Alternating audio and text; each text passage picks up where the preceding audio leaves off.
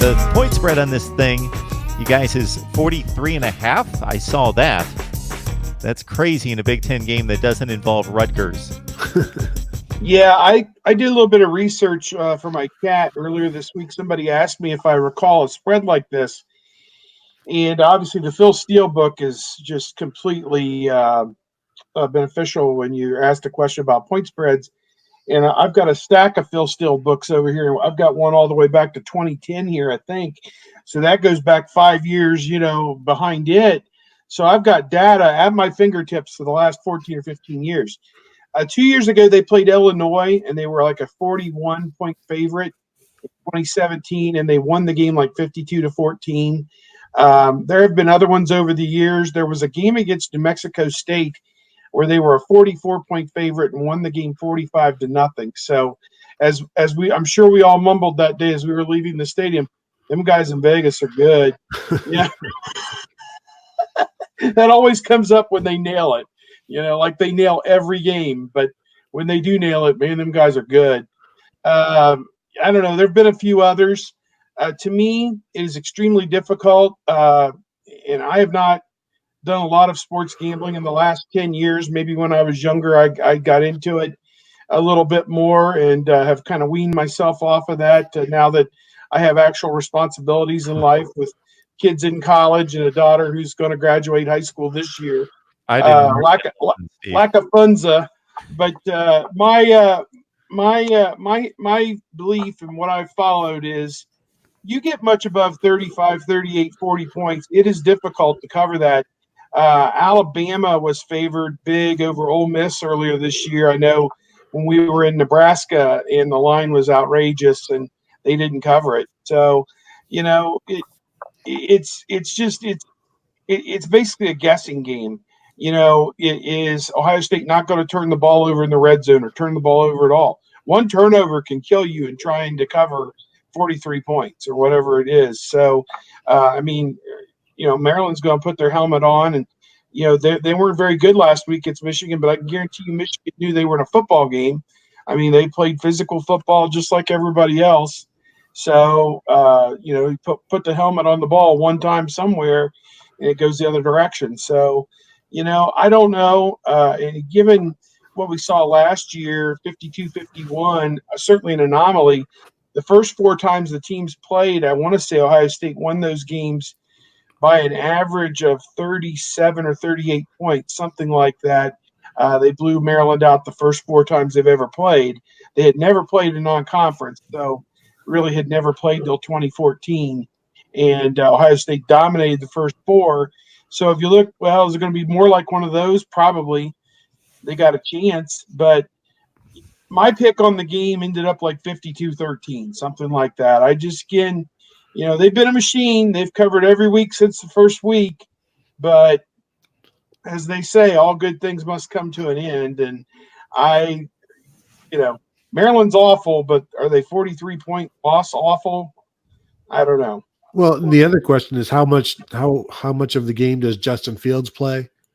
Is it just one half? And the defense too. J.K. Dobbins, you've got to do a lot of work in that first half. And then how well does the backup defense in the second half play? And, does Maryland, are they still fighting, or do they just want to get back to town, back home as quickly as possible as well? So there's a lot of factors in there. The weather should be fine. So, they can make hay while the sun is shining, as they say, even though it's going to be pretty cloudy. But you don't know. If there's no reason for Justin Fields to come out, sure, they could put 70 if they wanted to, but that's not going to do them any good against Penn State or Michigan. And I think that becomes, once this game is won at halftime, then you move on to the next week and you just try to get out of Dodge as healthy as possible. And 43.5. I ended up going, we'll get to our scores later. I don't think it's a huge concern, although the Michigan last week against Maryland only put up like 330 yards of total offense. They ended up winning that game 38-7, only gave up one kickoff return.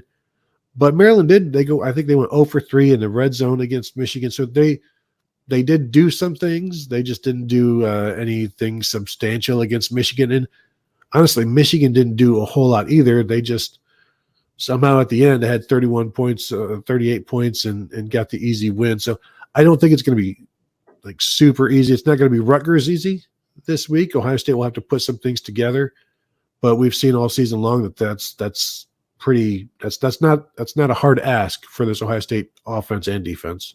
Okay, I got three things. Ohio State's favored by 40-some over Maryland, who beat Rutgers by 41. So what's the line next week going to be? Like 50, 60? I mean, what could that be? Do they not do a line? I mean, I don't know. I don't know. That's A.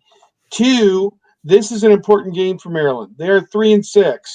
And trust me when I tell you, their season has been over for a couple of weeks now. They've lost 4 games in a row. This is the all-important 7th win that guarantees that those guys don't have to go through bowl practice. So, believe me, they're going to tank. They're going to tank hard. So, they want no part of, screwing up and getting to 6-6. They only need to win 3 more games. Now, this one's not winnable, but you get what I mean. It's like the ship has sailed on this team. They had so many injuries. I did a comparison. Their first game, I got on the box score against Howard, listed all their starters, 22 guys. The starters against Michigan last week, there were 9 different names. One guy, after 3 games, one of their top wide receivers, I forget, I think Penn State may have been the 3rd game. I don't know, whatever it was. Maybe it wasn't. He shut it down. He said, no, I'm on a red shirt. I'm going to come back next year. So that's what we're dealing with here with Maryland is guys shutting it down to red shirt for next year. So they don't even have their best players out there who are healthy and available.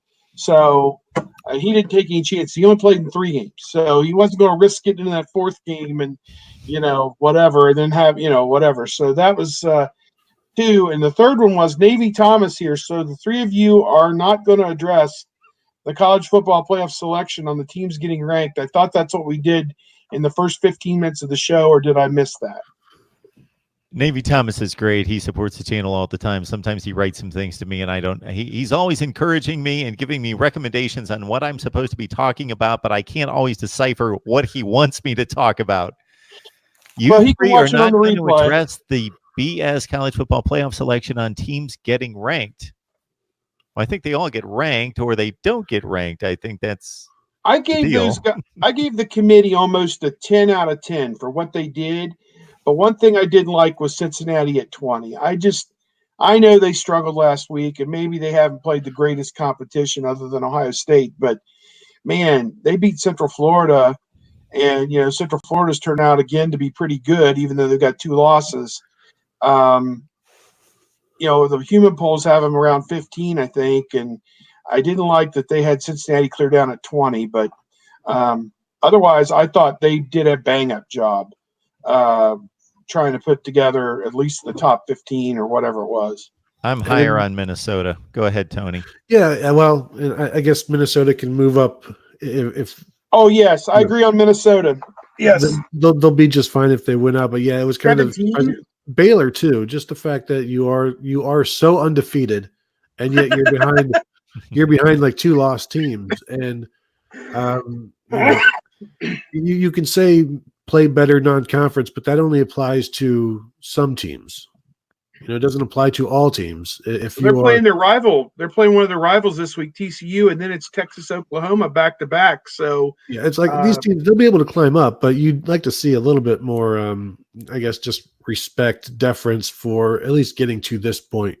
Well, your point earlier, Tony, about us, there being some level of bias toward the name brand, toward what's been accomplished in previous seasons. If Clemson would be winning in the same manner against Baylor or Minnesota's schedule, they would almost be viewed like the 2015 Buckeyes that were just really scuffling and struggling, but we knew that they were ultra talented and were just flipping on the switch when they needed to.